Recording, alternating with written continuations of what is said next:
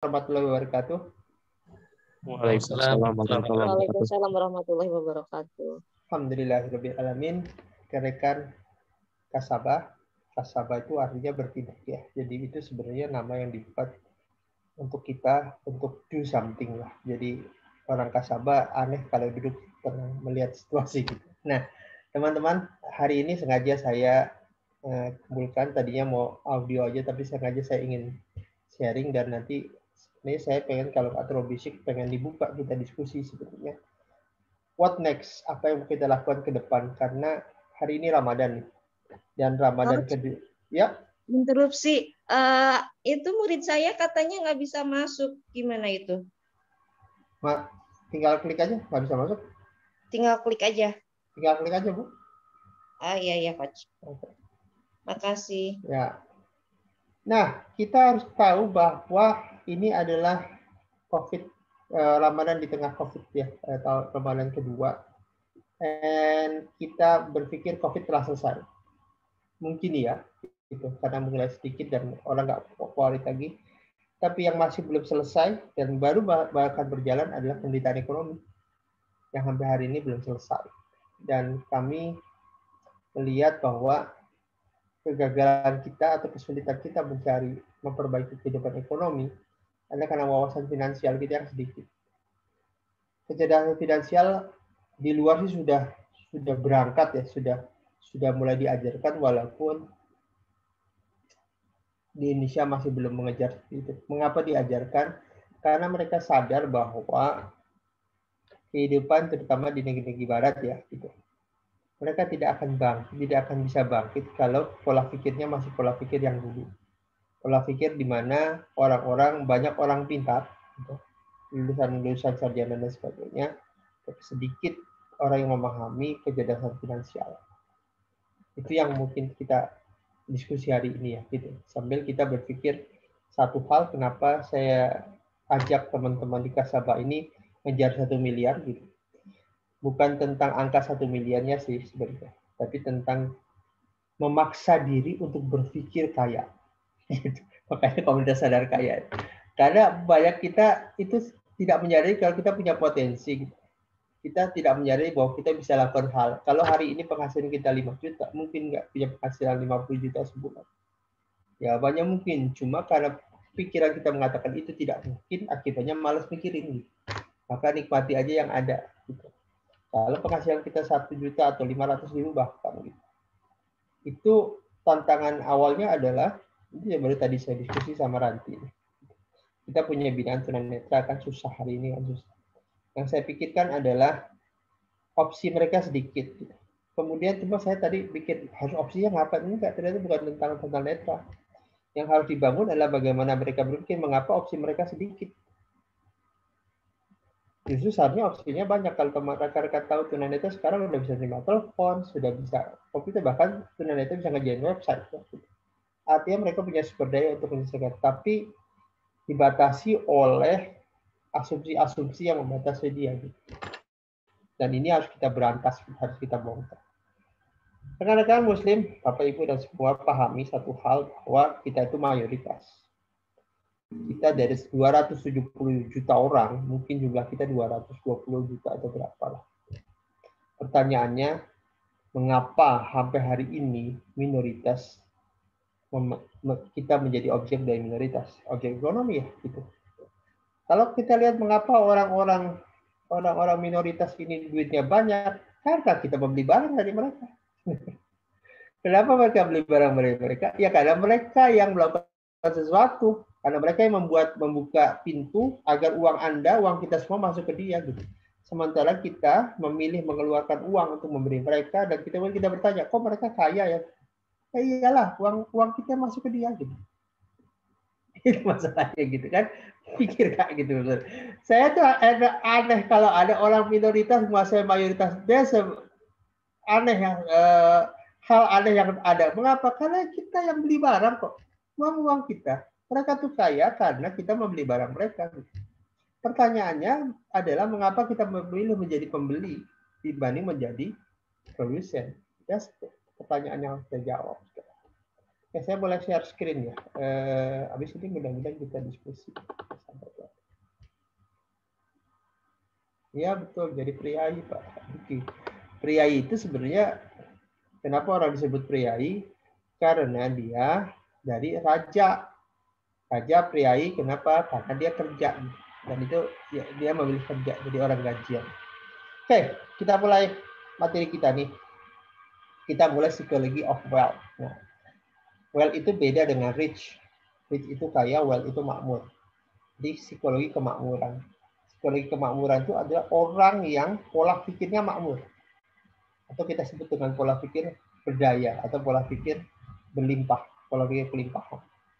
Ya kita lihat Abdurrahman bin Auf lah, itu yang harus kita rekan-rekan milenial harus sering baca siapa dia itu. Orang yang duitnya kerampas lah ketika dia hijrah ke Madinah. Kemudian begitu jadi Madinah, indahnya orang yang sudah kehilangan banyak harta, tapi jiwa kaya tetap ada. Saudara-saudara dipersaudarakan oleh seorang kaya di sana juga karena Rasul lihat mantan orang kaya, diperdakan orang kaya juga. Abdullah bin Auf dikasih harta, dikasih semua hartanya menolak, malah menunjukkan aku pasar. Dan inilah orang kaya menurut saya. Dia kaya sebelum kekayaannya hadir ada. Mengapa? Karena ketika orang nunjukin kasih duit nggak mau tunjukin aku pasar, means dia punya skill di situ. Walaupun dia tidak tahu pasarnya seperti apa, tapi dia lihat pasar dan dia tahu kita bisa temukan bisnis apa yang bisa kerjakan. Itu namanya insting. Bayangkan bisnis pertamanya kan jual cangkul, dia beli cangkul dengan pembayaran belakangan, pembayaran di tempo. Pertanyaannya adalah mengapa dia bisa jual cangkul lebih tinggi harganya dibanding dengan penjual cangkul itu sendiri. Itu namanya skill. Di daerah di mana dia belum kenal, kan daerah baru itu. Dia kan orang Mekah gitu kan. Kemudian dia duduk, dia lihat cangkul, dia lihat oke cangkul, dia nego dengan petugas cangkul, penjual cangkul, dia bilang bayar belakangan, dia ambil cangkulnya dulu gitu. Dan bayangkan orang baru bisa dikenal. Ini orang baru ya, orang baru bisa dapat kontras luar biasa. Menurut saya di balik itu ada komunikasi yang luar biasa. Orang baru datang bisa beli cangkul, bayar belakangan. Dan yang menarik adalah dia keluar dan bisa jual cangkul lebih tinggi dibanding penjual cangkulnya itu sendiri. Why? Kembali ini tentang sharing skill, ini tentang saling dagang, ini tentang kemampuan berkomunikasi. Dan Abdurrahman bin Auf tahu kekuatan dagang adalah kemampuan berkomunikasi. Nah, di zaman Rasul kan bisnis variasinya tidak banyak ya.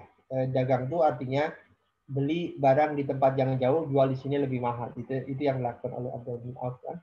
Juga para sahabat Rasul dagang itu begitu. Di tempat mana, bawa kemari, di tempat mana kayak gitu itu. Itu yang terjadi ya. Belum ada bisnis lain kecuali bisnis pekerja atau upah jasa ya. Gitu. Oke, nah saya ingin cerita itulah psikologi of wealth. Nah, orang makmur bilang uang itu datang ke saya dengan mudah gitu. Tapi orang miskin bilang uang itu susah didapat. Orang wealthy itu orang yang makmur secara berpikir saya pantas mendapatkan sukses dan kemakmuran. Kalau orang miskin nggak pantas rasanya karena jiwa mentalnya miskin dia. Uang itu susah bagi dia, uang itu susah didapat. Bayangkan Abdullah bin Auf itu ketika dikatakan akan masuk surga merangkak, hartanya diberikan semua. Disedekahkan. Itu orang kaya, namanya orang kaya. Belum tentu dia punya duit, tapi jiwanya makmur. Jiwanya makmur. Mentalnya makmur, dan itu harus kita nikmati, kita miliki ya gitu. Karena apa? Kalau orang mentalnya makmur, dia tidak ada batasan. Maksudnya batasan gini. Farhan ya, di sini antar susah udah banyak gitu. Terus udah ada orang, mana ada bisnis yang belum ada gitu. Kadang-kadang orang saya suka heran, bisnis itu udah ada gitu. Ya udah ada, Bang.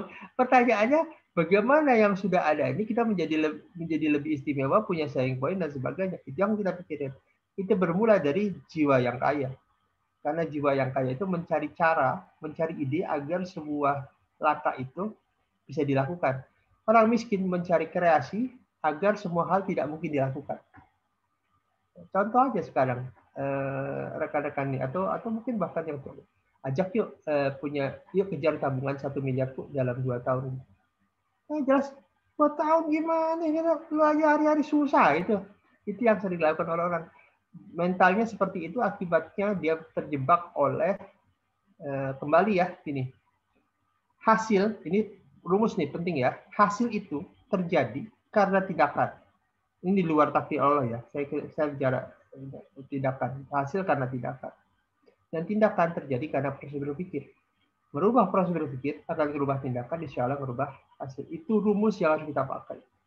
Jadi once kita satu saat nih kekurangan uang atau kita sedang terjebak pada mental miskin, saya juga kayak berapa hari ini ada bidang bisnis saya lagi ada masalah dan saya down juga waktu itu. Tapi saya coba bertanya, down ini tuh sebenarnya saya sedang menghidupkan mental miskin saya gitu.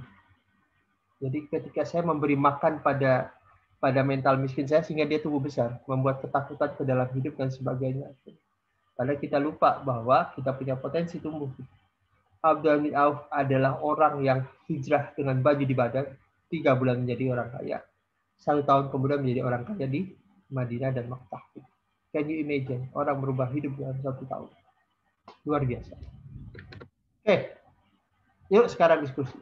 Mengapa orang miskin? Mengapa orang menjadi miskin? Lihat ke Facebook. Siapa? Yang punya Facebook.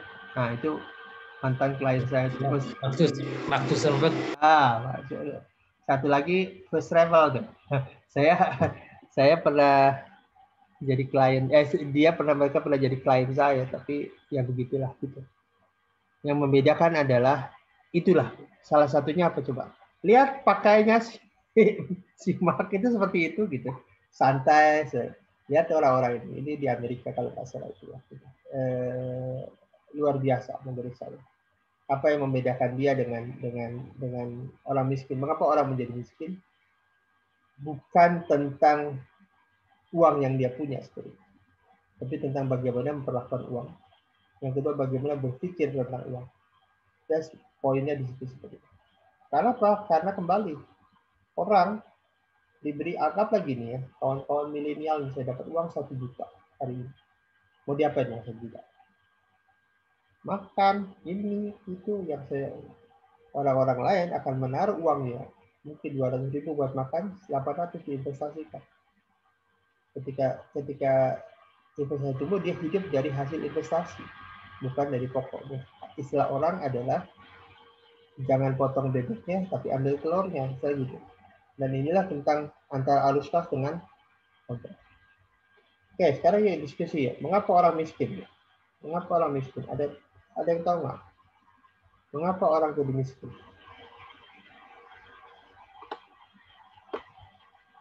Yuk, siapa yang mau jawab? Mengapa orang yang miskin? Mindset yang salah, oke. Mindset apa yang salah dari orang miskin? Saya barusan kehilangan sinyal. Oh iya, yuk, apa yang salah dari orang miskin? Lingkungan salah? Well, bisa iya, bisa tidak. Pertanyaan kalau dia tahu berada di lingkungan salah, kenapa dia nggak loncat? Cara berpikir yang salah, Coach. Yuk, apa yang salah? Persepsinya dia terhadap kekayaan. Oke, gitu. Ya, contohnya gini deh. Orang jiwanya miskin dikasih uang 1 juta. Atau nggak usah 1 juta, gedean dikit. 100 juta. Apa yang dilakukan orang miskin? Mostly membeli barang. Menghabiskan uang, Coach. Betul. Mengapa menghabiskan uang? Karena dia merasa bahwa itulah uang satu-satu yang terbesar yang bisa dia dapatkan. Kan begitu ya. Karena orang jiwanya miskin, jiwanya terbatas, maka ketika dapat uang banyak, nikmatilah, kapan lagi dapat begitu ya, sering terjadi kan. Dan itulah terjadi di kita gitu. Karena dia percaya bahwa dia tidak akan dapat lagi, maka dia habiskan tuh uang itu. Sementara orang kaya, karena jiwanya kaya gitu, maka ketika dapat duit, yang dia pikirkan bukan tentang menghabiskan, bagaimana uang yang ini tuh saya bisa dapat lagi 100, 200, 300 sebagainya. Maka yang dia pikirkan adalah tentang bisnis, investasi, gitu, agar uangnya beranak pinak menjadi lebih banyak. Nah, ini terjadi dengan kita. Kita juga boleh berpikir loh. Kalau kita punya uang, lihatin cara kita menghabiskannya. Apakah kita menghabiskan untuk konsumtif atau ada yang sedikit buat? Anggaplah Anda belajar suatu, beli buku itu investasi luar biasa. Kenapa? Kembali tadi mengubah pola pikir, mengubah tindakan, insyaallah merubah hasil, gitu kan? Ketika kita membaca buku, belajar dan sebagainya, memperbanyak data di dalam pikiran kita, akibatnya kita menjadi banyak opsi untuk bertindak. Mau saya ceritain mengapa orang miskin? Ya karena dia tidak tahu cara gunakan uang, karena dia terlalu menganggap bahwa dirinya miskin, akibatnya dia spending secepat mungkin, karena nggak tahu kapan lagi akan dapat lagi. Itu tantangan kita ya sebenarnya gitu. Oke, jadi saya ingin cerita itu si Mark dan apa bos-bos travel ini yang membedakan begitu ada uang ya udah spending lah gitu sampai sebelum vonis hakim lah gitu kan gitu. Hakim selesai. Makanya lihat gitu. Dia santai menikmati hidup dan sebenarnya orang yang indah itu adalah ketika bisa menikmati hidup ya gitu. Dan itu orang kaya. Saya kata Warren Buffett ya, makan Anda sama, semua sama. Saya hanya menikmati cara mencetak uang lebih banyak gitu. Nah, itu Warren Buffett. Oke.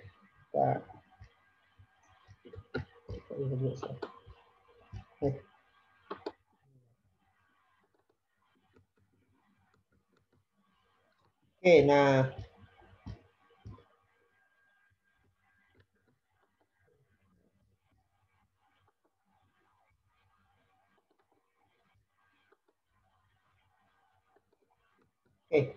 nah sekarang kembali konsep yang berkali-kali saya bilang ke kawan-kawan ya. Ini saya selangi sedikit, cuma saya pernah belajar dengan Brad Sugar itu yang punya action coach ya. Orangnya lebih muda dibanding saya, tapi dia punya usaha yang luar biasa. Dia action coach ya. Di Kalidu sama dengan Have, ini adalah konsep lama. Ya. Di ada tentang bagaimana kita berpikir, bagaimana kita bertindak, Have tentang apa yang kita inginkan. Nah, kalau kita mau inginkannya apapun, maka yang harus kita selaraskan dulu bukan dunia dulu. Tapi BB itu tentang bagaimana kita berpikir. Kunci ya. Berpikir itu artinya apa yang kita rasakan, apa yang kita yakini itu tentang B. B itu tentang teknis ya. Kalau Anda mau jadi orang kaya gitu, kalau kita mau jadi orang ingin punya uang 1 miliar gitu, maka berpikirnya seperti orang yang punya pikiran 1 miliar. Jangan orang yang punya pikiran 1 juta berpikir untuk mendapatkan 1 miliar, itu almost impossible. Einstein bilang, Anda tidak bisa menyelesaikan masalah dengan cara berpikir sama seperti ketika masalah itu terjadi. Bisa gini, ketika kita berpikir di level 1, itu terjadi masalah. Dan kita tidak bisa berpikir di level yang sama, di level 1 untuk menyelesaikan masalah itu. Karena di level 1 itu masalah itu terjadi. Untuk menyelesaikan tantangannya, kita berpikir di level 2. Untuk menyelesaikan tantangan yang ada. Begitu juga dengan kita mau kejar. Tergantung apa yang mau kita kejar. Kalau kita ingin punya uang 1 miliar, maka cara berpikir kita nyampe enggak untuk punya uang 1 miliar. Kalau berpikir 1 miliar sudah, nggak mungkin deh gitu. Dan kita dengan jiwa itulah, dengan cara berpikir itu untuk mengejar 1 miliar agak susah. Saya bicara konteksnya adalah konteks kita bicara di luar takdir Allah. Kalau takdir Allah selesai, karena Allah saya suka jawab, ya kalau takdir bisa, iya, kalau takdir bisa selesai, udah cerita gitu. Cuma kan jarang takdir itu mengikuti takdir itu mengikuti cara berpikir kita juga sebenarnya. Di perjalanan tentu Allah berikan pertolongan itu lain masalah. Tapi saya bicara dalam konteks yang horizontal seperti sekarang, di Kalidu sama dengan Have. So, kalau kita ingin punya uang 1 miliar, maka pertanyaan kita adalah, saya harus berpikir seperti apa ya untuk punya uang 1 miliar? Saya harus bertindak seperti apa ya? Saya berpikir apa, buku apa yang harus saya baca ya? Apa mindset orang-orang yang punya 1 miliar itu? Itu yang kita model. Baru kita bicara dulu. Saya kemarin cerita ya di pertemuan kita tentang Atta ya. Mengapa orang yang tahu YouTube, tahu semua itu tidak bisa sukses Atta? Kata Halinta. Kenapa? Karena yang ditiru adalah dunia. Tindakannya, tapi yang dilupakan dinya. Bagaimana Atta itu berpikir sebenarnya. Sehingga dia melakukan tindakannya. Karena orang ingin suka melihatnya dari have-nya aja. Jadi orang suka lihat dari output-nya have-nya aja ya. Dia melupakan bahwa di balik have itu ada perjuangan. Gitu. yang dia sampai ke situ. Dan itu yang kita model sebenarnya. Ini ya dikali itu sama saya nggak akan banyak di sini. Saya ingin cerita ini dulu, ini penting buat kita. Cerita ikan loncat ini sebenarnya ya, cerita ikan loncat itu cerita. Ini anggaplah lingkungan kita nih. Lingkungan kita yang isinya adalah nggak mungkin lah, susah lah, inilah. Kita tahu kita sering berada di lingkungan ini dan nasib kita nggak berubah gitu. Kita membaca buku yang sama, kita bertindak dengan cara yang sama, kita punya pergaulan yang sama, and yet itu membuat kita ingin berubah, tapi kita berada di lingkungan sama itu nggak bisa berubah. Yang harus kita lakukan kalau ikan ini membuat berubah, dia harus jump. Jump ini bukan hanya tentang jam, tapi jam tentang perilaku kita, jam tentang lingkungan kita, jam tentang baca buku-buku yang kita baca, jam tentang bagaimana memberikan nutrisi pada pikiran agar pikiran bisa menghasilkan duit lebih banyak dan sebagainya. Dia jam. Ini sering sekali orang tidak nyaman. Banyak orang tidak nyaman melakukan lompatan pada hidupnya. Kenapa? Karena sesuatu yang baru ya. Sesuatu yang baru itu sering orang merasa mempertahankan cara lama. Gitu. Banyak orang tidak mau melangkah ke yang baru, dan itu tantangan kita ya. Gitu. Karena orang suka dijebak oleh cara lama, padahal kita tahu cara lama ini nggak berhasil. Einstein bilang kan, kembali saya suka quote Einstein karena saya di balik itu saya mempelajari ilmu kreatif thinking juga, dan Einstein banyak di situ. Einstein mengatakan bahwa orang yang sama melakukan tindakan sama berharap hasil berubah, maka dia termasuk golongan orang gila. Nah, kita juga banyak orang gila seperti ini, ingin berubah masih, tapi cara berpikir masih sama, gaul masih sama, buku yang dibaca masih sama gitu, dan berharap hasil berubah, come on, itu impossible dilakukan. Ini pegangan buat kita ya, rekan-rekan di sini. Kalau ingin, makanya gini, kalau kita gaul dan semuanya sama, hasil yang kita dapatkan adalah misalnya 1 juta. Kalau kita ingin punya penghasilan 5 juta, maka yang harus kita rubah adalah lingkungan kita, cara berpikir kita, kebiasaan kita, dan sebagainya, agar kita jump masuk kotak yang baru. Clear ya? Ini.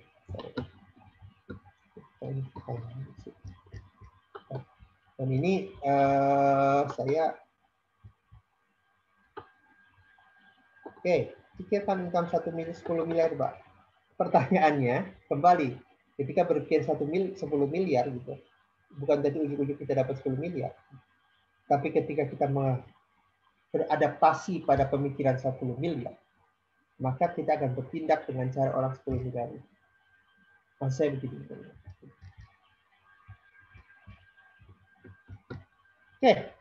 Ini lagi. Ini saya sering bilang, sering diskusi, dan inilah pemikiran Robert Kiyosaki yang sampai hari ini saya sukai. Saya baca Robert buku satu udah lama, tapi mengertinya baru terakhir-terakhir ini ketika COVID. Oh iya. Jadi ini ada kuadran kiri dan kuadran kanan. Kuadran kiri itu dan kuadran kanan itu sebenarnya 2 orang berbeda, 2 orang dengan cara berpikir berbeda. Bayangkan kalau teman-teman nih milenial ini baru lulus kuliah atau SMA. Apa yang Anda lakukan pertama kali? Cari kerja kan? Itu umum gitu. Pikirkan Warren Buffett kalau lulus SMA, kira-kira ngapa nih? Dia akan ke sini, investor. Dia tidak mau, biasanya kan orang begini nih, dari employee ya, kerja, kemudian ada modal dikit, dia jadi self-employed, ini kerja tapi nggak punya karyawan, dia sendiri itu. Kalau dia dagang gaduh-gaduh, dia terima orang, dia ngulek, dia berikan ke orang. Itu namanya self-employed. Nggak ada karyawan, nggak ada apa. Tantangan di kuadran kiri adalah waktu habis di sini. Waktu habis, dia menukar waktu dengan uang. Yang kedua, dia adalah orang yang dipekerjakan. Ada istilah kapitalis dan dikapitalis. Jadi orang dikapitalisasi dan orang yang mengkapitalisasi. Orang kiri itu orang dikapitalisasi, orang yang dikerjain oleh pemilik modal, maksudnya. Itu juga. Orang B adalah orang yang mengkapitalisasi orang. Jadi dia punya tim, dia orang tim yang ngerjain untuk dia. Investor mengkapitalisasi uang. Uang bekerja untuk dia. Ini tim yang bekerja untuk dia. Orang kiri adalah orang yang bekerja untuk orang lain, termasuk self-employed. Self-employed itu kan jungkir balik dan sebagainya untuk melayani orang ya. Jadi dia benar-benar kiri itu bekerja untuk orang lain. Dari situ dia dapat duit. Kanan untuk orang yang ngerjain orang lain, ngerjain duit. Bahasa kerennya gitu sebenarnya. Pertanyaannya, Warren Buffett investasi bisnis sudah dari umur 7 tahun. 7 tahun, 9 tahun dia bisnis, 11 tahun dia beli saham. Dia nggak nyari kerja. Mengapa? Kalau udah bisa ke kuadran kanan, ngapain mulai dari kuadran kiri? Bahasanya gitu maksudnya gitu. Tentu beberapa teman-teman yang bekerja, saya sarankan tetap bekerja, tapi carilah ilmu agar bisa loncat ke kuadran kanan. Ini orang-orang kita ini bukan tentang kiri dan kanan, ini tentang mindset. Apa nasihat orang-orang tua kita, termasuk nasihat saya pada anak saya, dulu itu adalah pikirannya dia nanti kuliah di sini kuliah. Harusnya lakukan kuliah, karena kuliah akan menyajikan orang di kuadran kiri. Ujung dari kuliah apa? Orang kerja, dia akan ada di kiri. Tapi kalau kita mulai ajarin tentang kecerdasan finansial, dia akan mulai dari kanan. Dan Warren Buffett memulai dari kanan. Dia investasi di saham di usia 11 tahun. Berapa usia teman-teman di sini? Udah pernah menyentuh saham apa belum? Pertanyaan menarik sebenarnya, kita perlu jawab itu. Oke, saya mau cerita ini dulu, baru itu nanti kita diskusi, saya mau jawab. Di dalam Kasabah kita ngajarin tentang capai 1 miliar. Mengapa capai 1 miliar? Tadi saya bilang, saya ingin teman-teman breakthrough, menerabas mental miskin yang ada, ngejar bahwa itu mungkin dilakukan. Ingat, kita punya waktu 17 bulan. Dari bulan pertama mulai dengan 20.000, kemudian bulan berikutnya nabung sama dengan saldo terakhir 20, 40, 80, dan 10 sampai 1 miliar selama 17 bulan. Nah, biasanya nanti PR buat rekan-rekan di sini, nanti saya minta buat PR. Buat tabel ini, kemudian isi tabel kanan.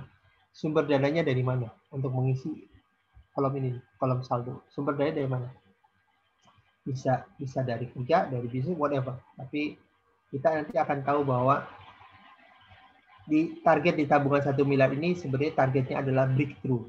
Breakthrough itu artinya terobos batasan mental miskin yang kita miliki. Mohon maaf, termasuk saya juga dididik dengan mental miskin. Ibu ayah ya adalah pegawai negeri ya sampai lama, dan kalaupun bisnis semuanya selalu, dan kalau saya bisnis gagal nasihatnya selalu ada kata-kata tukar. Orang tua kita benar ya, orang tua kita dengan baik, dengan caranya dia, karena itu ilmu yang dia dapatkan dari bapaknya juga, dari kakek saya dan sebagainya gitu ya. Dan jangan salahkan mereka karena mereka berbuat terbaik maksudnya untuk kita. Tapi kita selaku orang yang berpendidikan, selaku orang punya teman, punya lingkungan, juga sering membaca, paham bahwa ada cara yang lebih tepat untuk menjalani hidup atau mencari uang. Salah satunya adalah dengan belajar kecerdasan finansial.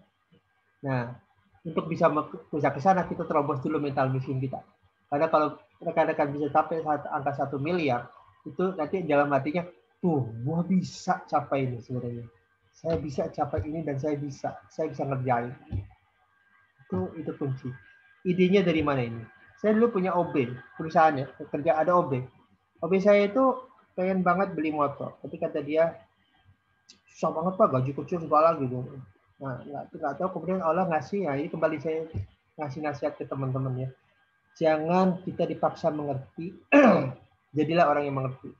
Ini dia tahu istrinya sakit keras dan cukup punya duit, dulu belum ada BPJS ya. Gitu. Dan dia harus keluar uang 17 juta, jungkir balik dari pinjaman. Dan ketika dapat dia bayarin, dan dia jungkir balik, bayarin balikin utang dengan cicil dan sebagainya. Yang menarik begitu selesai cicilan, saya langsung tegur dia. Dulu bisa sebenarnya beli motor. Iya ya Pak, sebenarnya saya bisa. Kenapa? Karena dia nyicil, dan itu akan kita lakukan seperti sekarang. Sebenarnya bisa kita kerja, cuma karena nggak pernah terpikir oleh kita. Mungkin nggak kita dapat. Akibatnya nggak pernah kita kerjain. So, itu kolom kiri dan kolom kanan adalah pikirkan sumbernya. Saya akan cari satu opsi nih. Ini opsi tentang main saham. Main saham tuh sebenarnya kita bisa, kalau main serius, kita bisa untung 3% per hari. Kalau kita mainnya serius. Tentu di balik itu tentu ada pembelajaran, ada analisa dan sebagainya.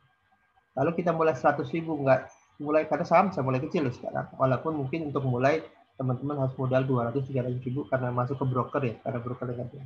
Cuma modalnya untuk main di 100.000. Dengan 100.000, kalau untungnya 3% per hari, kali 20 hari kerja, kurang lebih 60%. Ini malah hitungannya 2,5%. Kurang lebih 60%. Dan dalam 24 bulan, dari 100.000 bisa kejar 1M. Kalau kita konsisten main. Tentu di balik ini ada pembelajaran, ada analisa, ada mau baca buku, dan sebagainya. Jadi nggak ujuk-ujuk semua itu hadiah. Gitu. Tapi saya ingin jelaskan potensinya luar biasa. Kalau kemarin teman-teman bilang, oh tapi di saham ada mafianya. Di bisnis apapun ada mafia, ada bahayanya. Di situlah kita butuh ilmu. Tapi kalau kita main kecil nggak terlalu. Oke, saya ingin cerita. Tutup dulu sesi kita. Dan saya mau mulai menjawab pertanyaan ini. Ya, sip.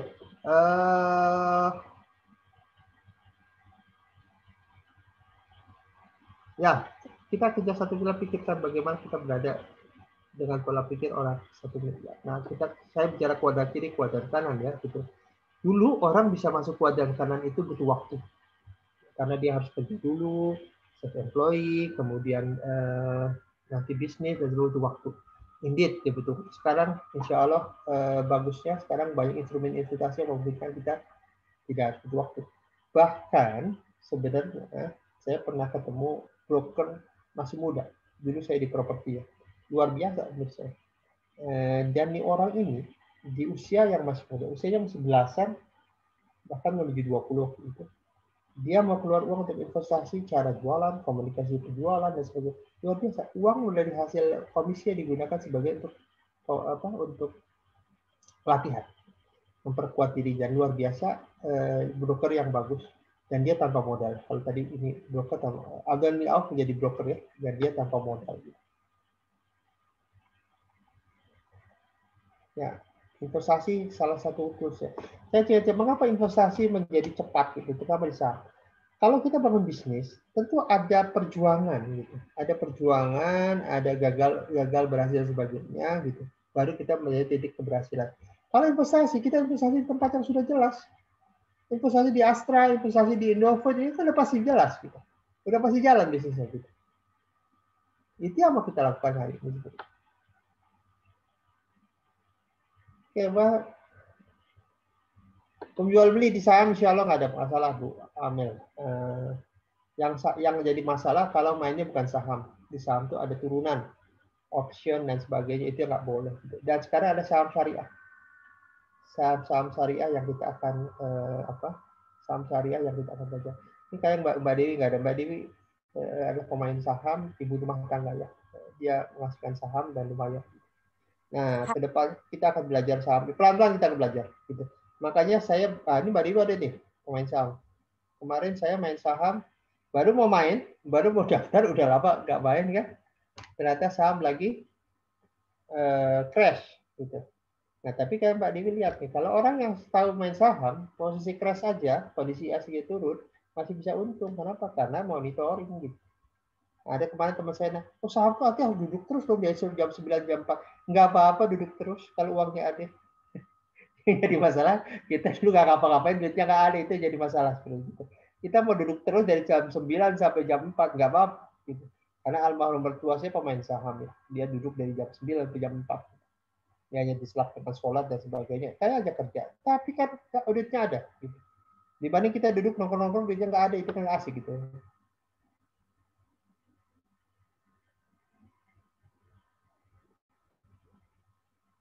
Nah, Mbak, gini Mbak, dia benar tuh. Saham 3%, 2% itu sebenarnya kalau kita mau mulai, ya tentu ada ilmunya di balik itu. Makanya saya sih sebenarnya, karena ilmu saham itu sampai hari ini luar biasa pergolakannya gitu.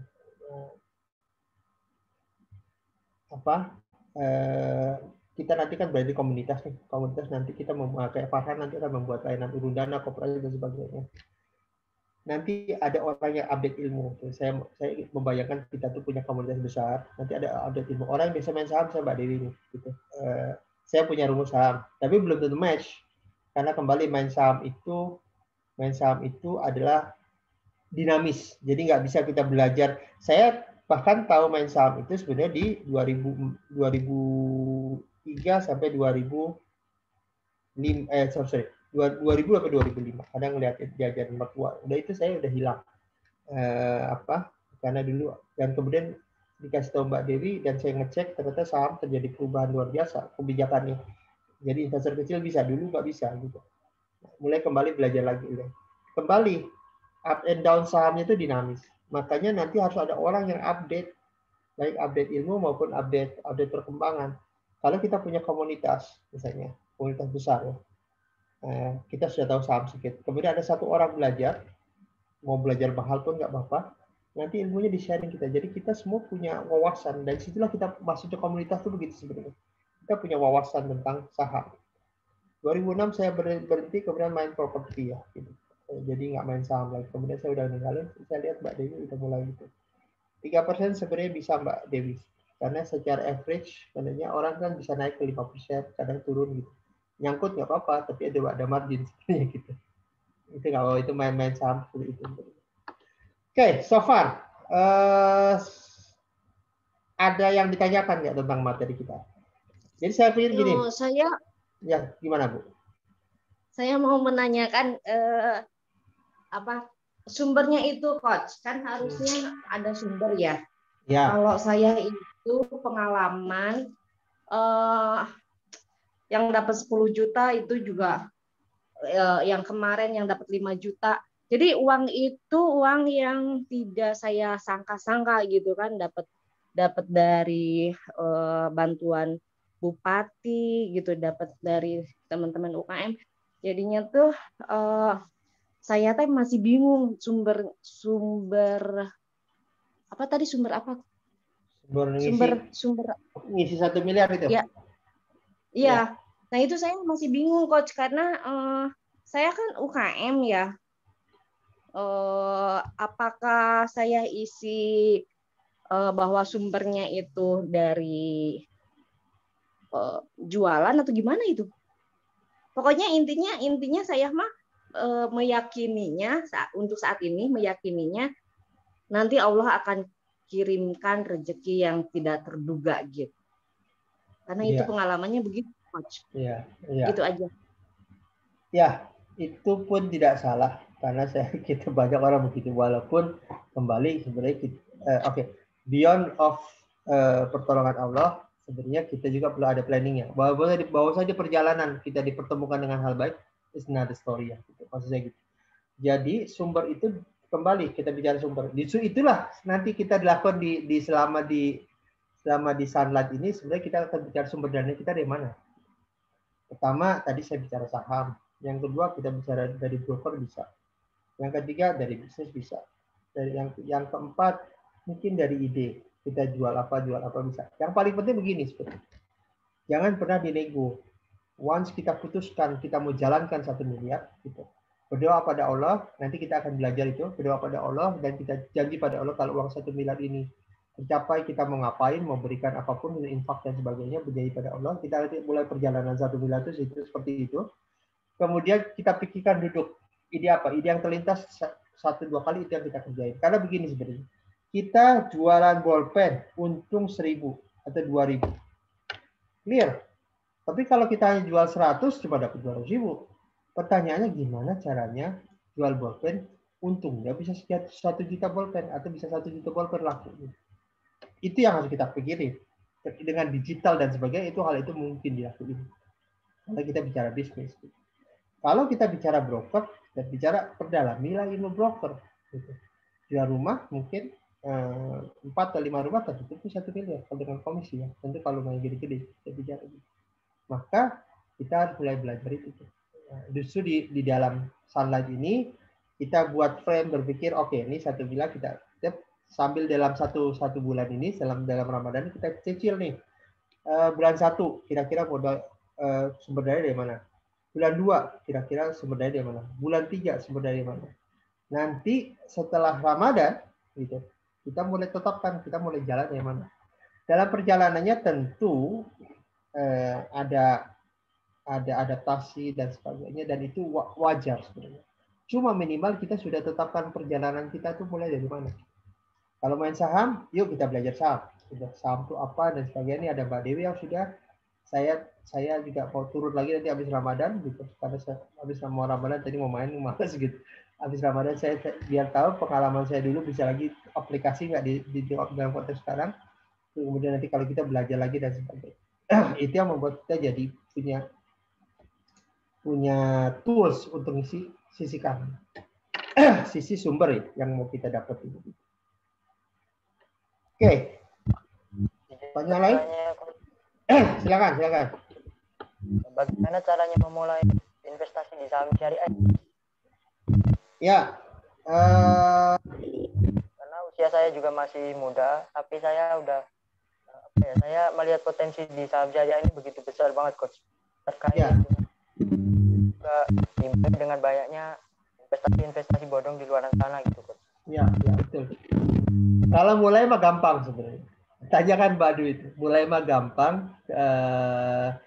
Nanti dari broker dikasih aplikasi dan sebagainya gitu. Karena kita tinggal daftarin ke broker, panggil broker. Ada broker-broker syariah ya, khusus saham syariah. Tapi bukan tentang itunya. Tapi menurut saya langkah pertama adalah, makanya ada Mbak Dewi nanti bisa sharing banyak nanti. Nanti di grup kita bisa sharing. Kalau main sahamnya sih tinggal jual beli tekan bid dan sebagainya, itu nggak jadi masalah. Tapi yang paling penting mentalnya. Nah ini kayak Mbak Dewi, kayak kadang-kadang dulu tuh saham lagi turun. Kita kalau nggak punya strategi untuk netepin saham, netepin angka saham, kita akan terus anjlok. Yang kedua, kalau saham lagi naik, kita juga kalau tidak punya strategi dari awal, netepin strategi kita mau naik sampai level berapa, ada orang membiarkan tuh. Kemarin ada kasus orang sudah untung naik gitu. Dia greedy itu istilah di saham itu greedy itu untuk lebih banyak, begitu untuk lebih banyak turun nggak dia lepas, akhirnya malah rugi ujung-ujungnya gitu. Yang tadi sudah ini tentang strategi main saham syariah sih. Main sahamnya juga susah. Yang susah itu gimana main saham untung gitu. Gitu. Kalau mainnya nggak susah, makanya di situ kita perlu belajar.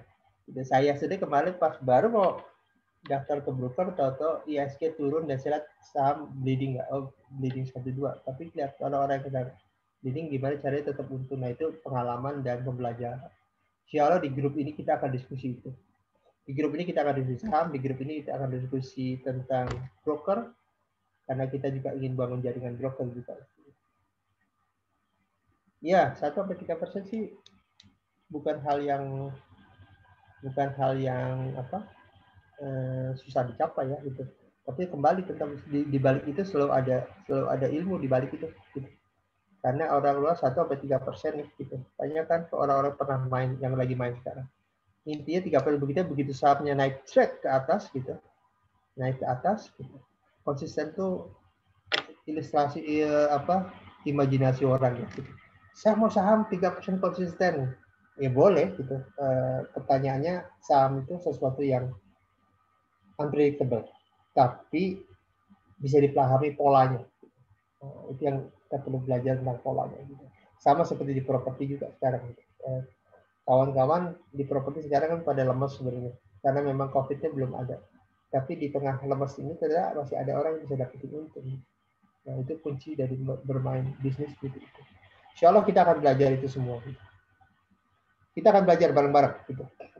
Sama saya sekarang jujur sekarang di saham itu saya lihat banyak perubahan sekarang. Karena terakhir tuh saya main saham lotnya itu 500, jadi nggak boleh 100. Dan untuk masuk jadi di broker itu uangnya kalau nggak salah 200 juta, gitu, kalau nggak salah. Seperti itu sebenarnya. Gitu. Sekarang orang dengan ratusan ribu bisa ya, gitu. Mbak Dewi bisa main dengan ratusan ribu, dan luar biasa menurut saya. Oke, kita lanjutkan dulu materi sampai selesai. Baru setelah itu kita diskusi lagi. Nah, ini yang harus Anda pikirkan nanti di rumah. Kalau besok kita liburkan, saya ingin rekan-rekan di sini pikirkan tentang kalau mau kejar 1 miliar, ada kurang lebih 1, 2, 3, 4, 5, 6, 7 level berpikir. Sebenarnya value and belief jadi satu ya. 7 level berpikir yang harus dibuat sendiri. Pertama gini, kalau kita mau kejar 1 miliar, secara spiritual atau secara tauhid kita harus beribadah seperti apa? Amalan apa yang mau kita tambahin? Karena jangan lupa dilupakan satu hal, yang ngasih uang itu bukan kita, yang ngasih uang Allah. Abdul bin Auf ketika meninggal, Ali bin Abi Thalib kasih sambutannya begini. Nah, ini menarik. Anda adalah orang yang disayang Allah satu, dan Anda yang sangat mengerti tipuan dunia. Jadi ketika dia kaya, dia mengerti uang itu bermainnya seperti apa. Maka tadi kita bicara tentang aset. Abdul bin Auf menaruh asetnya adalah sedekah sebagai aset, karena bagi dia sedekah itu mengantarkan uang pada dia. Semakin sering bersedekah, maka semakin banyak uang yang diterima. Ini hanya terjadi kalau kita punya level spiritual yang tinggi. Jadi ketika masih sahabat mati, hari ini, besok kalau penuh, ambil tabel. Kalau kita punya uang 1 miliar, apa yang harus kita rubah? Apa yang harus kita tambahin secara spiritual? Satu ya. Yang kedua, identity. Identity itu adalah tentang brand yang kita tetapkan tentang diri kita. Tiap orang punya brand. Misalnya, saya mah orangnya begini. Saya mah orang pegawai negeri, nggak pantas kaya, nggak pantas bisnis seperti itu. Identitas apa yang harus Anda miliki selaku orang, selaku manusia, yang membuat Anda yakini bahwa itu kita bisa dapat.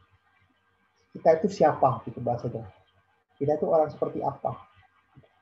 Kalau tadi kita beribadah seperti apa, dan di sini di identitas kita tuh harus menjadi orang seperti apa agar kita mengejar satu miliar.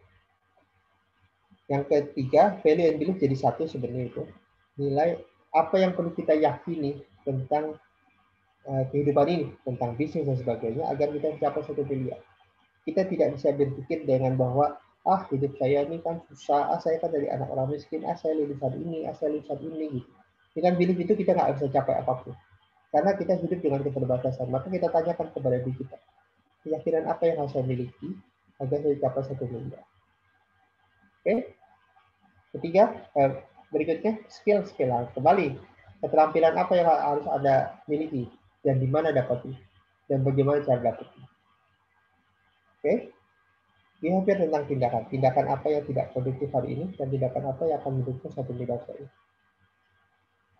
Berakhir tentang lingkungan, environment, lingkungan. Lingkungan apa yang saya miliki sekarang, apakah mendukung mencapai 1 miliar, dan lingkungan baru apa yang perlu saya gauli, saya dapati, saya masuki gitu, agar saya bisa mendapatkan uang 1 miliar.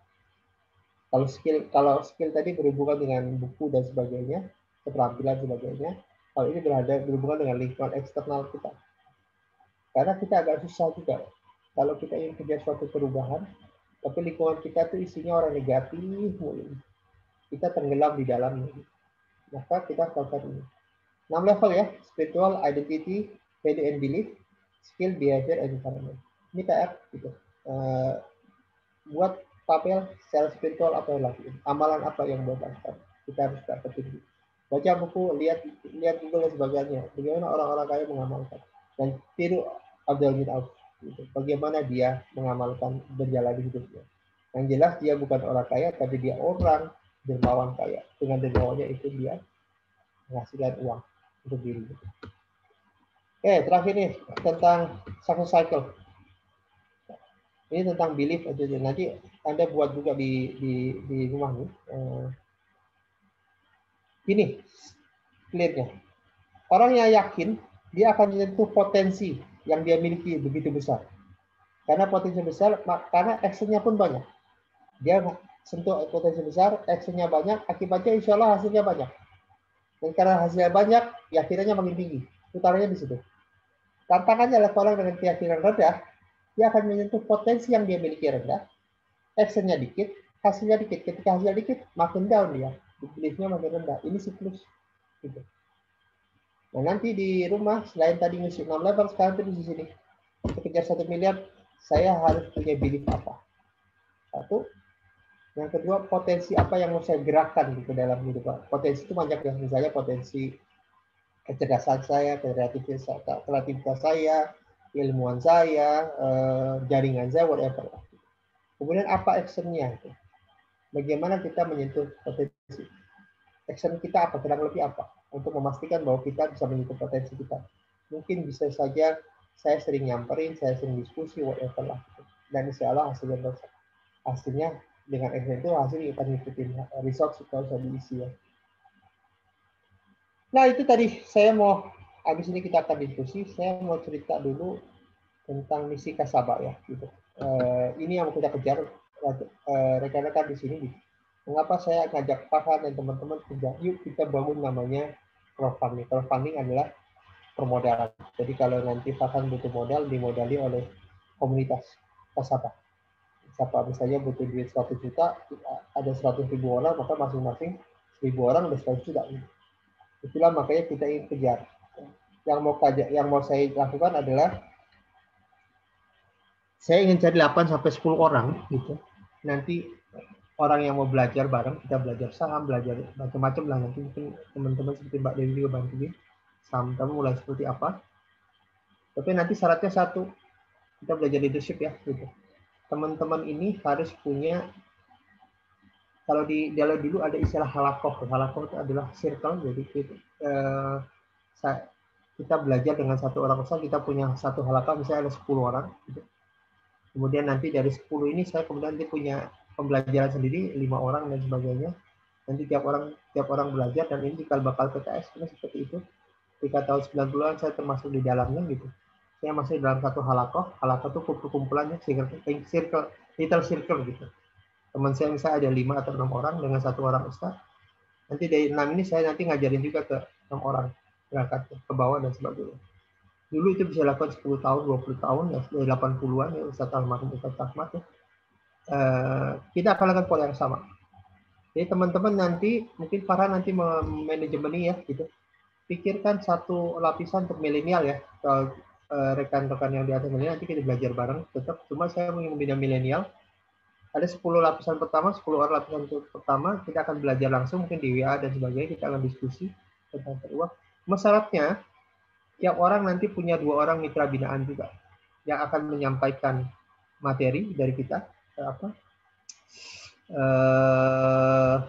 estafet ilmu itu berjalan dan kemudian sampai ke bawah tuh sampai ke 15 level ya, kalau perlu terus nanti ke bawah gitu. Dan mereka nanti kan infaknya digunakan tuh sama Farhan tuh tadi crowdfunding buat koperasi, beli gedung dan sebagainya gitu, perizinan dan sebagainya, dan kita bisa punya crowdfunding dan punya komunitas besar. Nanti kalau komunitas terbentuk gitu, ada 1 orang, ada saham, perkembangan saham, belajar saham mahal, yang 10 orang dari di level 1 belajar, nanti dia belajar estafetnya ke bawah gitu. Yang nanti ada properti, belajar properti lagi, kalau hal baru estafetkan ke bawah, dan semuanya akan terjadi proses estafet ilmu yang terus-menerus tanpa henti. Akibatnya kita punya, kalau itu diterusin tuh sampai level 15 tuh sampai berapapun itu, sampai 1 juta orang, kita punya 1 juta milenial yang pola pikirnya, ilmunya, bisnisnya, wawasannya luar biasa, dan bisa, kalau kita main saham bareng. Dan kita akan belajar dari kesalahan, dari kegagalan dan sebagainya. Itu yang mau saya bangun sebenarnya di Kasaba itu. Jadi kita tuh komunitas besar. Termasuk kalau kita membuat jaringan broker muslim. Kenapa? Kalau kita punya 100.000 orang, 200.000 orang, ada orang mau jual rumah, kita bantuin jual. Maka dia sama aja dijual oleh 200.000 orang. Luar biasa. Jadi kita buat jaringan. Jadi di Kasaba itu nanti buat jaringan broker muslim, juga buat crowdfunding gitu. Dan itulah titik awal perubahan kita. Kita punya komunitas besar. Bayangkan kalau koperasi, tadi saya udah hitung, 250 orang, 1.000 orang itu. Kalau infaknya 15.000, 3,5 M. Itu nanti bisa beli tempat sama Farhan, terus kemudian kita bisa bantu juga inkubasi bisnis segala. Jadi kita bisa viralin ilmu ke masing-masing orang ilmu apapun gitu, mau bisnis kita mulai saham dan sebagainya gitu. Jadi nanti mulai saham hari ini, besok mulai properti dan sebagainya. Yang kedua, kita bisa seperti Cina-Cina itu beliin aset-aset gitu, kemudian sewakan uangnya buat koperasi di mana rekan-rekan ini nanti tergabung di dalam anggota koperasi juga, jadi menikmati keuntungan. So everybody win. Cuma ini istilahnya tim sekarang. Tim itu sekarang together, everyone achieve more. Jadi kita bareng, kita bersama. Kemarin saya bilang ke Farhan kan, di Kasaba itu nggak ada tokoh. Gitu. Saya nggak mau ada tokoh, bukan saya, bukan semua orang nggak ada tokoh. Yang ada adalah Kasaba. Kenapa? Kalau di saya pengalaman tokohnya hancur, semua gerakannya hancur. Gerakan kita adalah gerakan belajar investasi.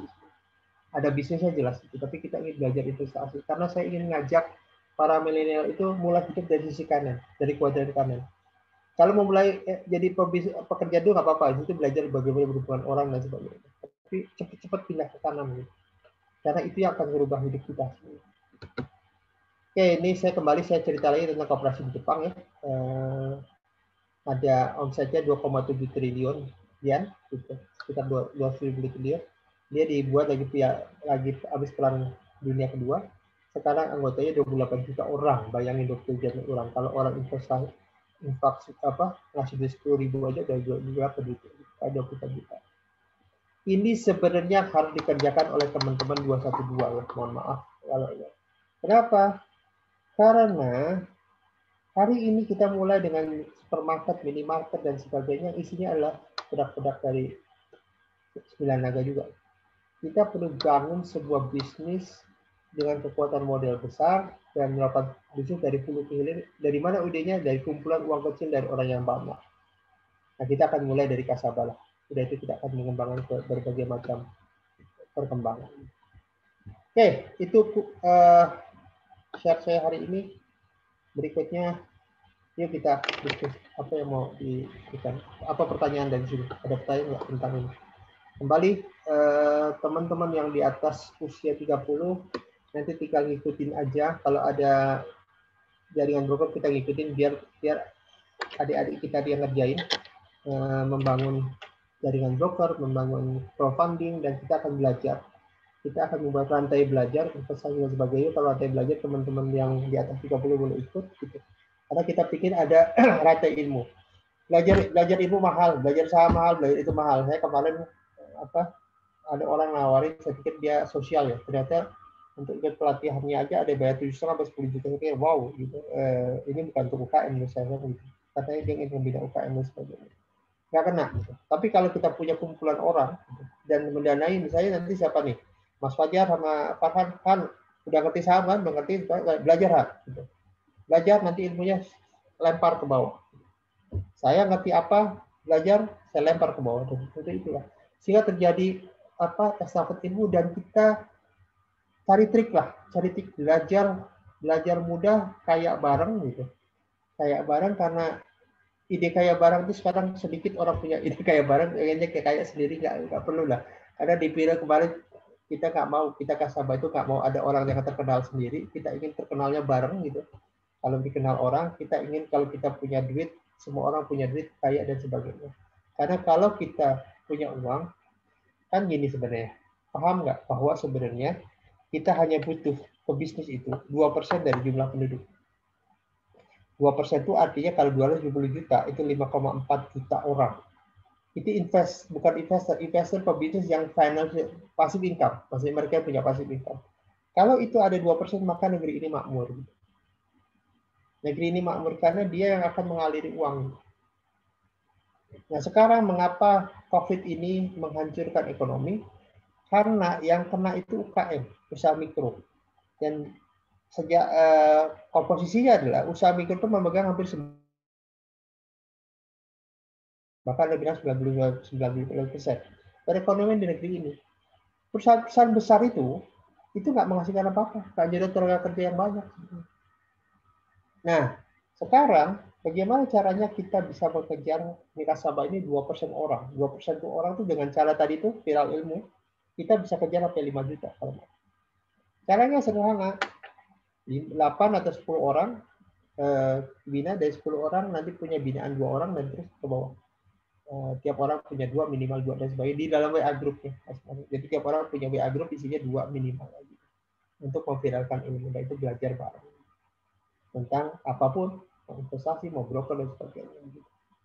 Maksud saya begitu sebetulnya. Dan itu ide kita, ide Kasaba, ide yang sedang dibangun tim Fahad itu seperti itu.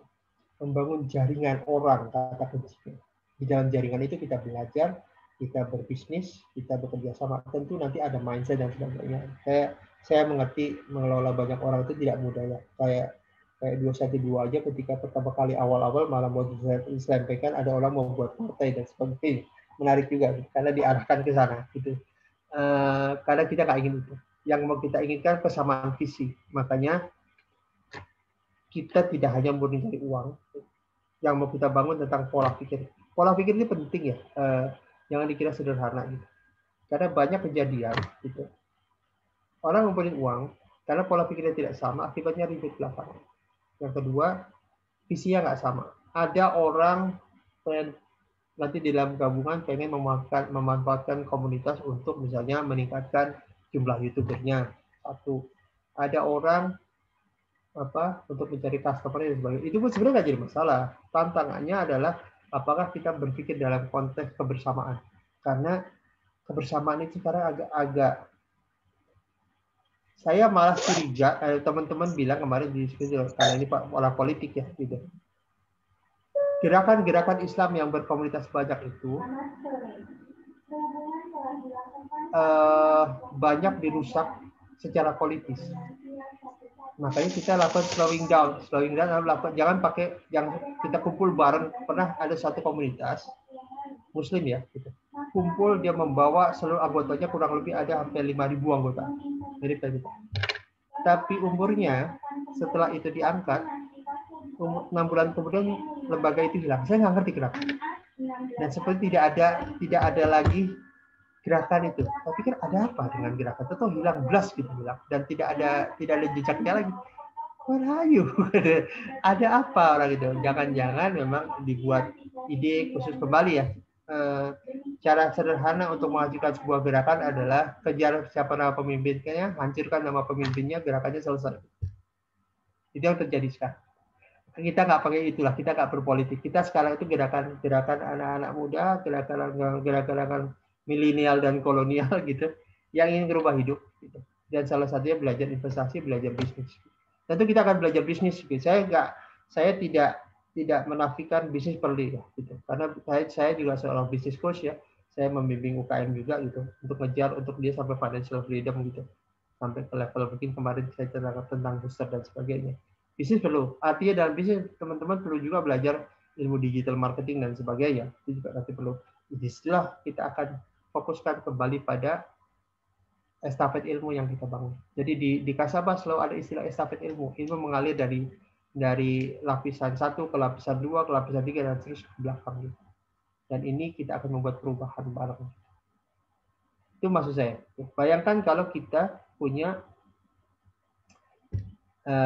layanan urundan. Layanan urundan tahu ya, gitu.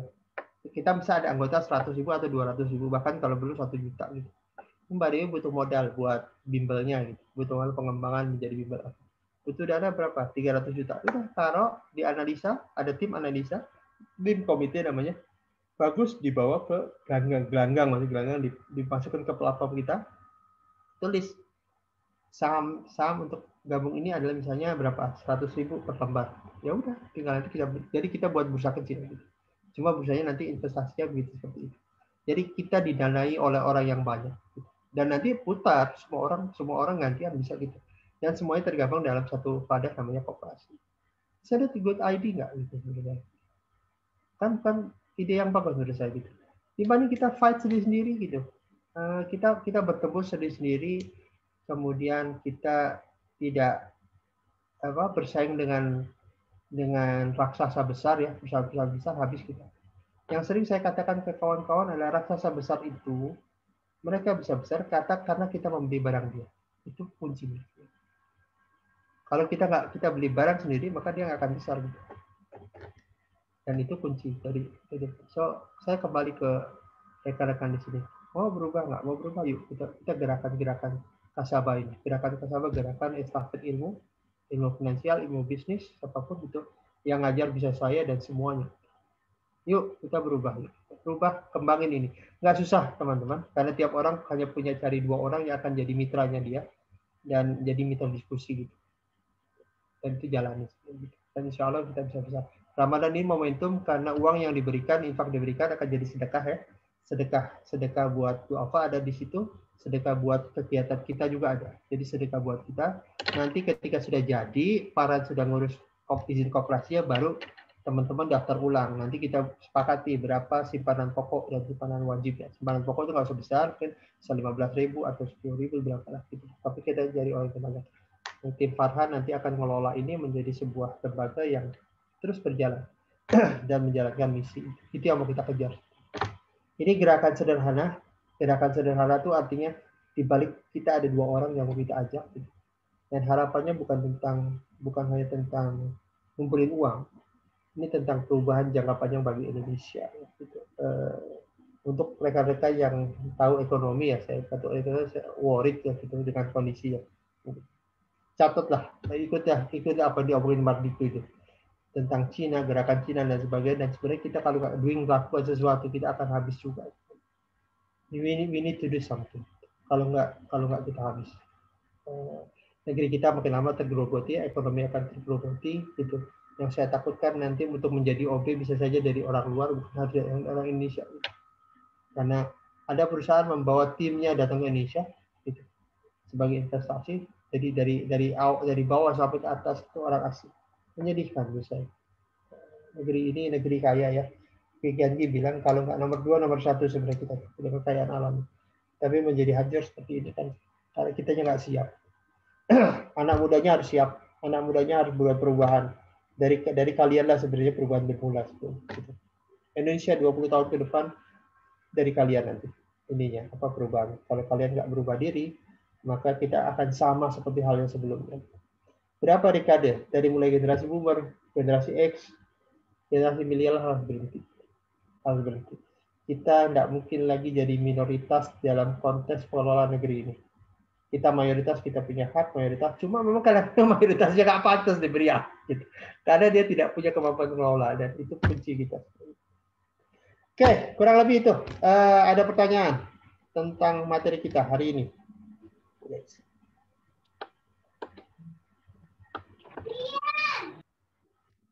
Jadi hari ini PR-nya buat Anda, buat rekan-rekan milenial itu tadi tuh, pikirkan dulu tentang tadi, nanti saya share ini ya materinya tentang spiritual.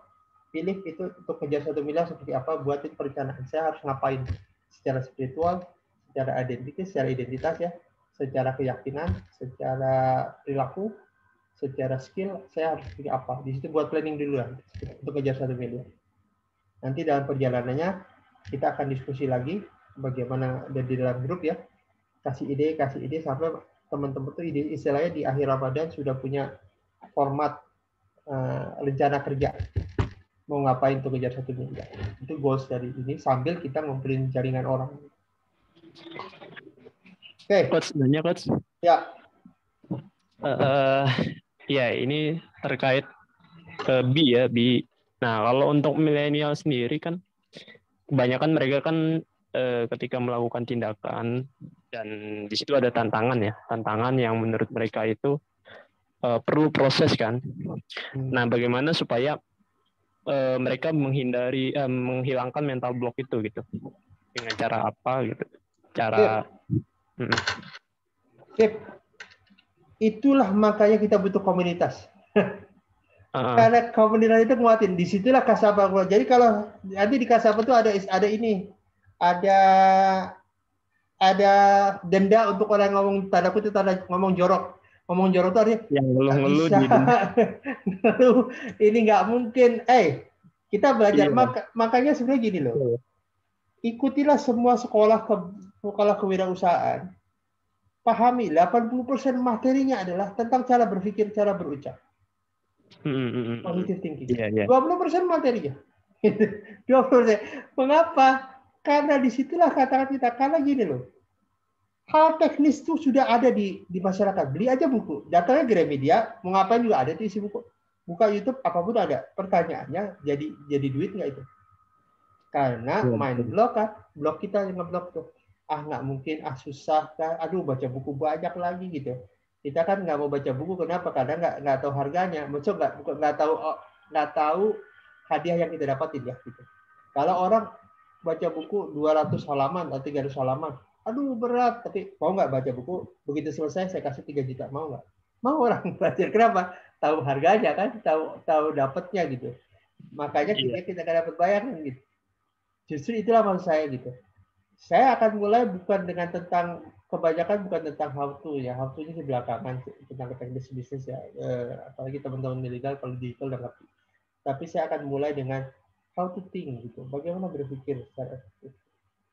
Karena yang sering menghentikan orang itu bukan masalah teknis, tapi masalah berpikir. Itu yang penting. Kalau misalkan impian yang kita tulis itu bisa juga nggak, Coach, misalkan untuk menghilangkan mental block gitu? Ya. Kayak untuk gini loh ya. Saya kasih tahu, saya pernah ngajarin tentang 1 miliar ini. Kelihatan cara orang nulis impian. Ya. Iya. Kalau ada orang yang nulis impian gini, ambil nulis 1 miliar, kemudian bisik-bisik sama teman, itu berapa lo? Ketawa-tawa, itu nggak akan dapet tuh. Iya betul. Karena bercanda saat dia buat itu. Tapi ketika 1 miliar ditulis, kemudian dia pikirkan saya apa yang harus lakukan, ya, insya Allah kecapai. Saya harus beribadah apa, saya berdoa apa yang harus saya lakukan agar Allah mendukung tujuan saya. Apa yang harus lakukan? Misalnya kita berjanji, kalau dapat 1 miliar, misalnya 50 juta saya akan investasikan ke fakir miskin, ke mana whatever lah gitu, supaya Allah dukung kita ya. Ada orang udah miskin di awal, udah pelit di awal, 1 miliar 25 juta doang kan, 2,5% doang gitu. Udah susah tuh dapat. Jadi jiwa kaya hadir ketika dia menuliskan, saya kalau 1 miliar tercapai, saya mau beri apa buat Allah gitu. Oh, saya akan taruh di teman-teman tunanetra nih 50 juta gitu. Itu dapat. Dan itu ditulis. Kenapa ditulis? Karena sebelum dapat itu biasanya manis. Begitu dapat duit 1 miliar mulai sayang tuh. Uang ngeluarin duitnya gitu. Nah, itu kembali mental miskinnya hadir gitu. Yang saya mau bangun nih, benar kata Pak Luki nih, vibration, feeling dan sebagainya. Kayak Anthony Robbins bilang sebenarnya, kalau Anda yakin tujuan tercapai dan itu membuat perubahan diri Anda pasti banyak melakukan hal untuk mencapainya. Tapi kalau kita tidak yakin, sedikit pun goyah itu, maka kita malas melakukannya. Dan Anthony Robbins bilang begitu sebenarnya. Jadi kalau kita blank, anggap begini loh sebenarnya, dalam bisnis kan suka ada blank nih, lu nggak tahu mau ngapain. Tapi kan sebenarnya kita bisa bertanya pada orang yang tahu.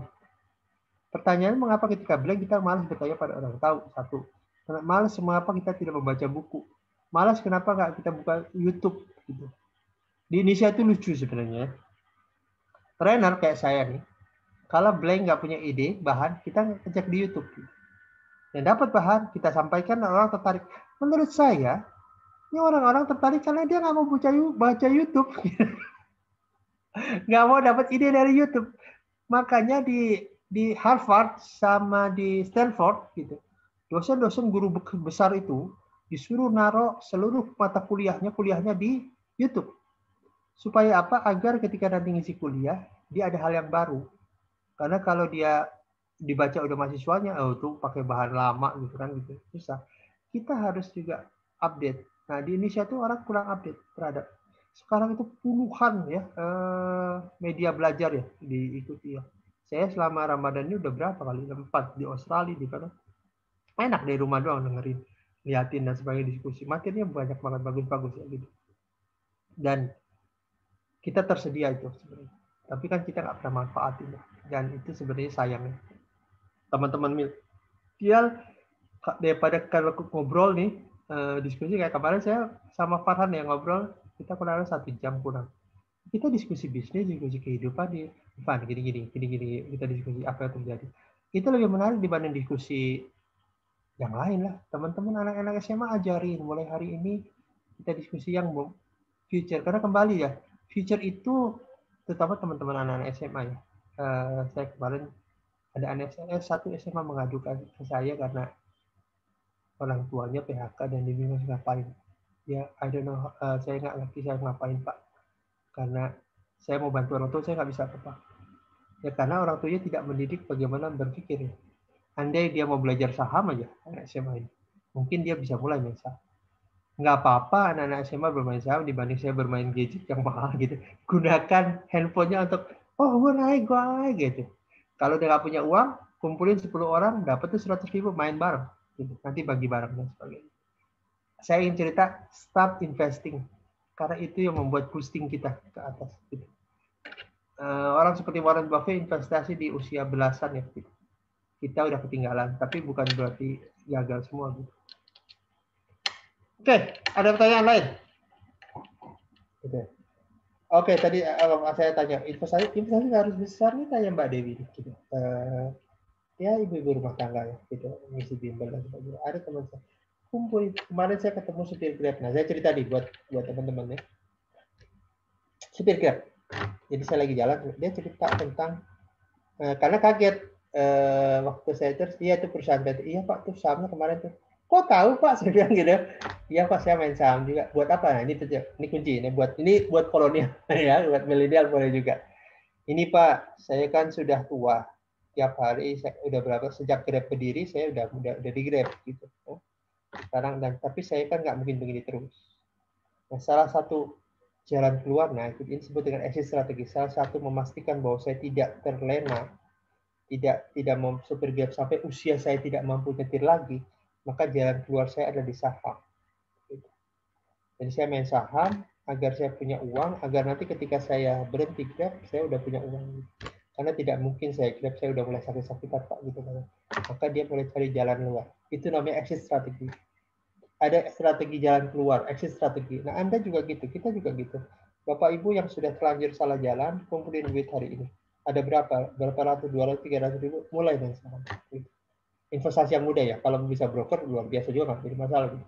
Tapi yang mudah ada main saham. Main saham, monitor sedikit, seperti Mbak Dewi bisa ngajar, ada yang bisa monitor dari jam 9 sampai jam 4, ada yang cuma di jam-jam tertentu. Apapun itu, start investment pada itu mungkin exit strategi dari kondisi chaos ekonomi yang ada. Gitu.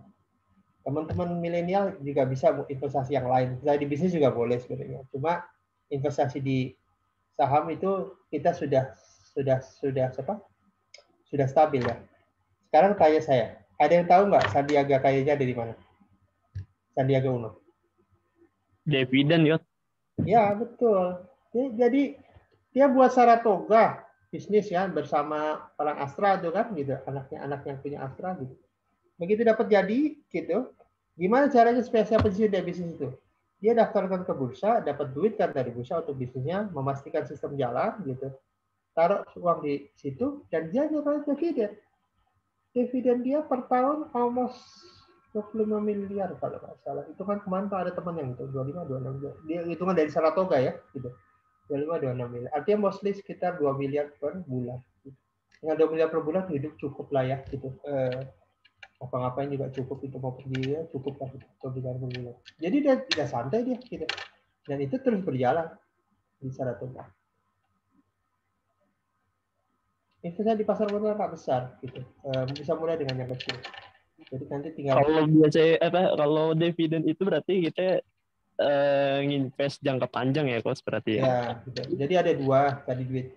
Ada trading di kayak Mbak Dewi, trading itu kita hitungan harian ya. Ada hitungan dividen itu biasanya kalau kita punya duit ya, udah punya duit, kita main saham-saham yang kapitalisasi besar, Astra, terus itu untuk nyari dividen. Nah, strateginya begini sebenarnya. Main trading, dapat duit sedikit, main jangka panjang. Jadi uangnya nanti buat komposisi gitu. Main trading, jadi jual beli tiap hari, dapat duit sedikit, kumpulin buat beli dividen. Nah, ini supir Grab itu dia dividen. Dapat duit dari pulangnya disisihin, kadang-kadang sebulan bisa nyisihin 1 juta, dia beli saham. Dia beli istilah orang sekarang nabung saham ya, beli saham yang besar. Kasarnya kalau orang nanam saham di Indofood, walaupun saya menghindari malas juga di Indofood, tapi kalau nanam di Indofood 10 tahun lagi Indofood insya Allah masih ada lah. Tapi saham dia jadi luar biasa gitu. Orang bisa hidup dari dividen. Semakin banyak dividen semakin bagus. Ada LKFOM ya, sebenarnya itu selevel dengan mertua saya itu. Dia hidup dari dividen. Dan dividen kita besar. Kalau nggak salah, Lekohong itu 16 miliar Coach per bulan dividennya. Ya, dia main dividen. Cuma itu dia mulai dari kecil. Dia beli OB dan sebagainya, dia nabung. Start from small. Ya makanya jangan lihat udah besar seperti sekarang kan. Dia kalau dari sumber Farhan udah mulai melakukan, kayak tadi tuh saya ukur ya dengan 3%. Ada duit, main, kemudian beli dividen, lama-lama udah besar. Ketika Farhan sudah keluar, udah tinggal menikmati hidupnya aja gitu. Jadi kita nabung ya.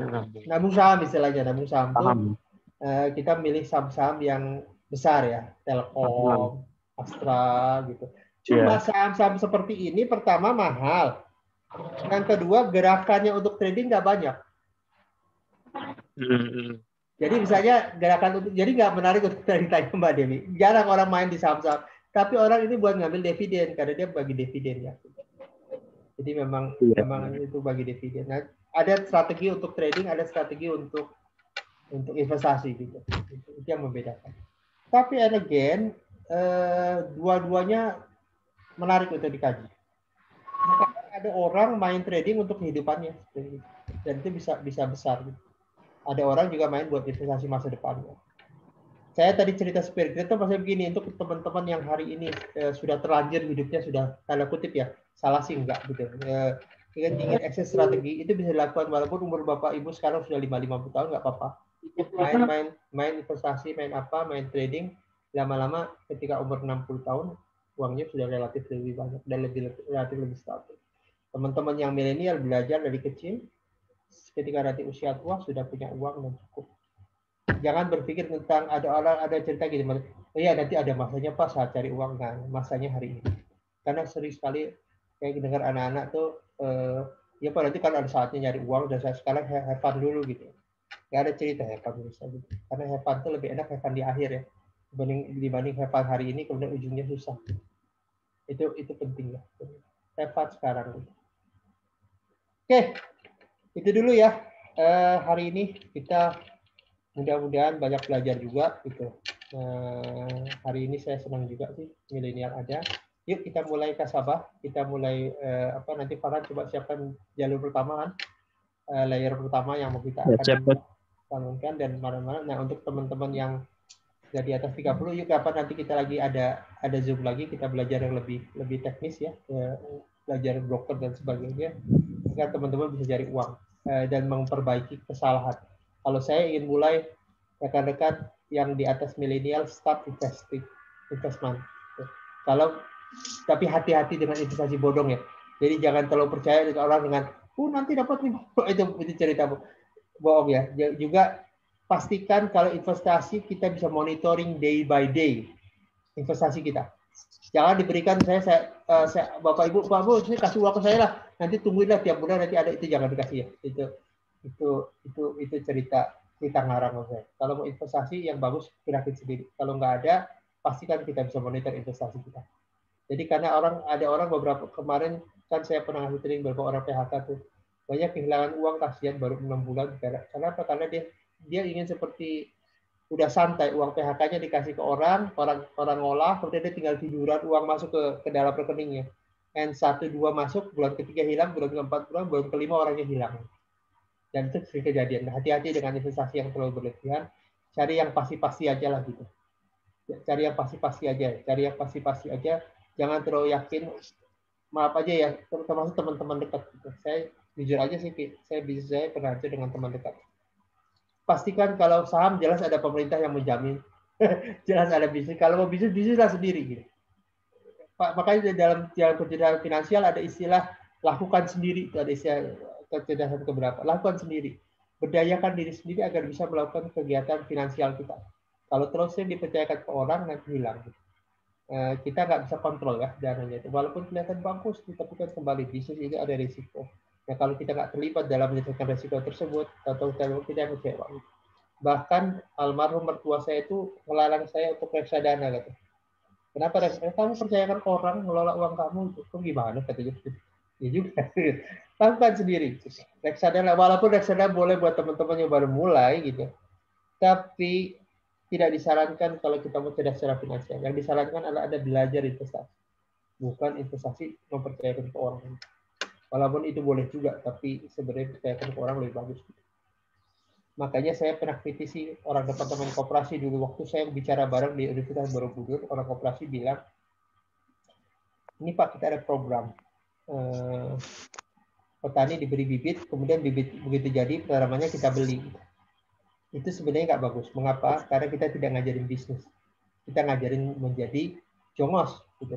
Karena dia menjadi tukang jahit ya, menjadi orang pesuruh, gitu. Jadi dia kerja, nanti selesai kita bayar, gitu. Nggak menarik juga itu sebenarnya. Gitu. Yang harus kita lakukan adalah kita lakukan sendiri, bisnis sendiri. Kalau bisnis ada persaingan, hadapi persaingan tersebut dengan berbagai macam cara. Baik, karena sudah 5:30, kita tutup dulu acara kita. Mudah-mudahan memberikan manfaat ya, memberikan wawasan, dan untuk rekan-rekan milenial yang ikut, buat kita di pola neurological level, spiritual dan sebagainya untuk persiapan untuk mengejar satu media. Sisanya nanti kita ketemu di grup. Mudah-mudahan memberikan manfaat bagi kita semua ya. Selamat. Doain teman-teman. Saya minta doanya sama teman. Ya, Bu. Yang ada di Zoom. Ya, biar Allah kasih hidayah. Amin. Supaya. Ya, Ini saya amin. soalnya ngasih jalan. Coach, pemikiran saya itu terlalu bermimpi. Dan mimpi-mimpi itu satu persatu terwujudkan gitu. Sementara pihak yang lain realistis gitu. Jadi aduh, keteteran sekarang aja, waduh Masya Allah sekarang aja saya betul-betul struggle ini. Lagi bener-bener struggle. Insyaallah lewatin. Gitu aja. Ya. Oke. Milenial. Makasih. Milenial sukses. Semoga barokah Ramadan memberikan wawasan kepada kita, karena sebenarnya di Ramadan ini juga bulan tarbiyah ya. Bulan pendidikan, bulan wawasan juga sebenarnya. Kita banyak lihat, banyak ide, dan saran saya satu, pelajari tentang Abdurrahman Auf, buka YouTube siapa dia, pelajari dia dari A sampai Z, karena itulah tokoh miliarder tersukses yang pernah ada di muka bumi gitu. Itu terhebat, maka belajar dia. Jadi selain belajar Robert Kiyosaki, belajar juga tentang Abdurrahman Auf. Baik, sekian dari saya. Mohon maaf bila ada salah. Kita tutup dengan kafaratul majelis. Subhanakallahumma wa bihamdika asyhadu an la ilaha illa anta astaghfiruka wa atubu ilaik. Assalamualaikum warahmatullahi wabarakatuh. Waalaikumsalam warahmatullahi wabarakatuh. Coach. Coach semuanya selamat buka puasa. Ya, sama-sama, Pak.